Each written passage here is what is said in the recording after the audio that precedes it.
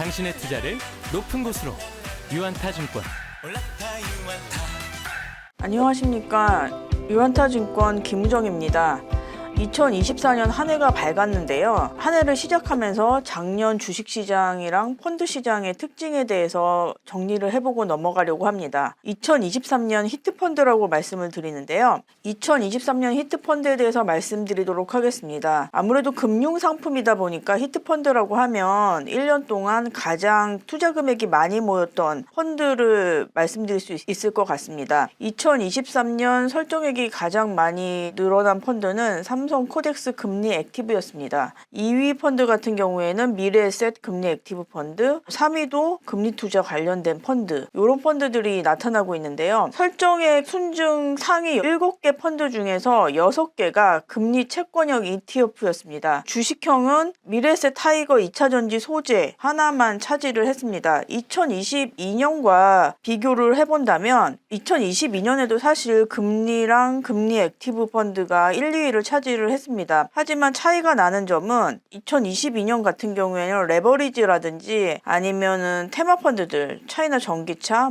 필라델피아 반도체 이런 펀드들로 해서 주식형이 5개를 차지를 했거든요. 그러니까 올해는 작년보다 주식형에 대한 관심이 줄어들고 채권형에 대한 관심이 아주 집중됐었던 한 해라고 좀 말씀을 드릴 수가 있습니다. 연도별 히트펀드를 말씀을 드리면 사실 2014년에는 주식형이 1위 펀드에 올랐습니다. 신용밸류 고배당 펀드였는데요. 그 이후로는 채권원화 펀드, 인버스 펀드, 커버드콜, 레버리지, 그 다음에 채권 이런 펀드들이 자리를 차지했고요. 그러니까 파생 상품이죠. 레버리지, 인버스 같은 펀드들이 2010년 후반에는 많이 자리를 차지했었고 주식시장의 변동성이 컸었던 2020년, 2021년 같은 경우에는 곧버스라고 부르죠. 인버스 펀드가 지금 가장 투자 자금이 많이 모였던 펀드로 나타나고 있습니다. 2022년과 2023년은 금리 액티브, 금리 관련된 그 주식 액티브였는데요. 규모를 또 전년도와 비교를 해서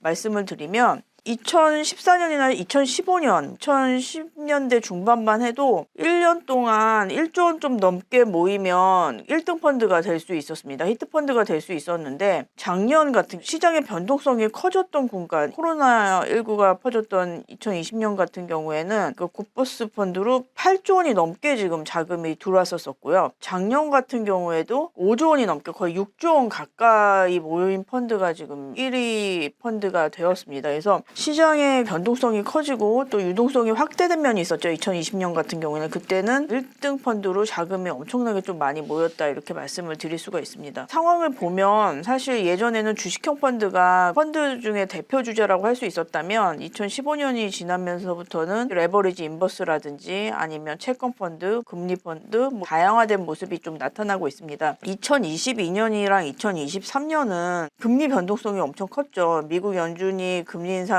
단행을 하면서 금리가 빠르게 올라갔던 시기였고 사실 2020년 말만 하더라도 돌이켜보면 2023년 피벗 금리 인하에 대한 기대가 있었던 시기였습니다. 사실 실질적으로는 고금리가 예상보다 오래 갔고 2023년에는 연준에서도 얘기를 했었죠. 금리 인상에 거의 정점에 도달했다 이런 표현을 했는데 기대 때문에 시장의 변동성이 커지면서 안전자산 선호 현상까지 같이 엮여지면서 금리와 관련된 상품으로 투자 자금이 좀 많이 모인 특징이 나타나고 있습니다. 그러면 주식형 중에서는 어떤 특징이 나타나느냐? 사실 2023년 히트펀드를 보시면 2차전지, 반도체, 은행 테마 펀드가 하나 있고 소재주 아니면 2차전지 관련 ETF 이런 것들이 지금 상위 7개 중에 3개를 차지하고 있고 반도체 관련 펀드가 2개를 차지하고 있습니다. 그리고 은행주가 하나, 그 다음에 액티브 펀드죠. VIP 한국형 가치투자. 그러니까 ETF가 상위 7개 중에 6개를 지금 차지를 하고 있는 상황입니다. 넓게 보면 IT죠. 2차전지랑 반도체로 지금 자금이 들어가고 있는 상황이고요. 이게 수익률이랑도 연관이 되고 있는 상황인데요.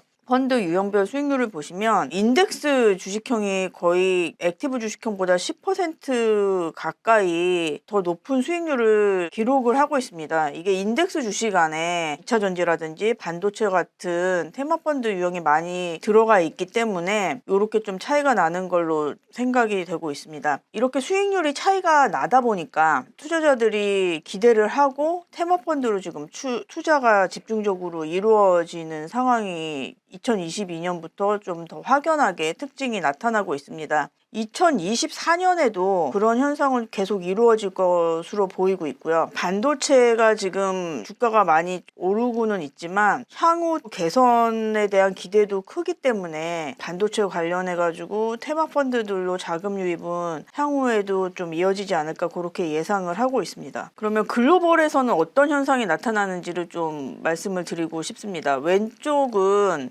글로벌 펀드 시장이고요. 그러니까 전 세계 펀드 시장이고 오른쪽은 미국 펀드 시장입니다. 글로벌 펀드 시장에서 미국 펀드 시장은 50% 정도를 차지를 하고 있습니다. 그래서 사실 굉장히 큰 영향을 미치고는 있지만 또 그렇다 하더라도 미국 펀드 시장이 글로벌 펀드 시장 안에서 50%니까 그 50% 나머지 같은 경우에는 유럽이라든지 아시아 뭐 이런 국가들의 시장의 특징이 나타나고 있기 때문에 약간 다른 모습이 나타나고 있습니다. 공통적으로 2023년에 1월부터 11월까지 현금 유입 상위 펀드를 본다면 뱅가드 500이나 아이쉐어 S&P 500 같은 미국 주식에 투자하는 펀드들로 자금 유입이 집중적으로 좀 이루어졌고요. 그 이외에는 회색으로 표시된 게 채권 펀드인데 채권형 펀드로 자금 유입이 좀 됐습니다.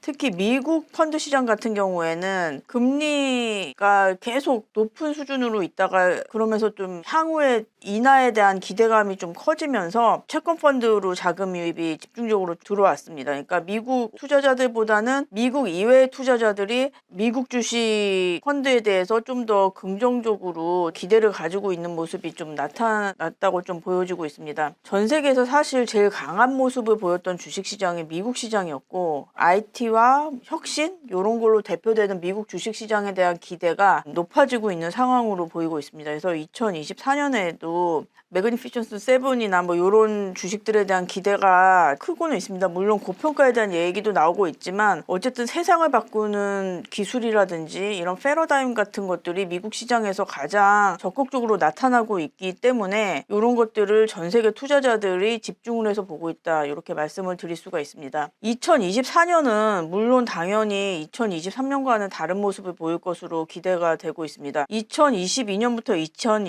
2023년까지는 앞서 말씀드린 것처럼 채권형이 자금이 좀 많이 유입이 됐고 향후 금리 인하에 대한 기대감이 펀드 플로우에 영향을 주었다고 말씀을 드리고 있습니다. 근데 사실 금리 액티브나 뭐 이런 거를 주식형처럼 뭐 10년간 적립식으로 투자를 한다든지 장기 투자를 한다 이런 개념의 펀드들은 아니거든요. 그래서 이런 자금들이 경기 침체 이야기도 있긴 하지만 향후 장기적으로 봐서 성장에 대한 기대, 위험 자산으로 게다가 금리가 지금 떨어지게 되는 상황이 좀 더 가시화가 된다면 금리 부담을 좀 덜 수 있는 뭐 IT나 바이오 기업들에 대한 기대도 커질 수 있기 때문에 내년에는 올해보다는 주식형 펀드, 위험자산 쪽으로 관심이 좀 더 가고 자금이 조금 이동하지 않을까 좀 그렇게 예상을 하고 있습니다. 저평가가 되었을 때 사실 투자를 하는 게 가장 투자자로서 현명한 모습이지 않습니까? 그런 것처럼 향후 성장성이 기대되고 투자자들이 관심을 모으고 있는 섹터에 대해서는 꾸준한 관심을 가지시는 것이 좋다고 좀 판단이 되고 있습니다. 네, 그럼 새해 복 많이 받으시고요. 펀드 시장에 대한 정리를 해보았습니다. 예, 감사합니다.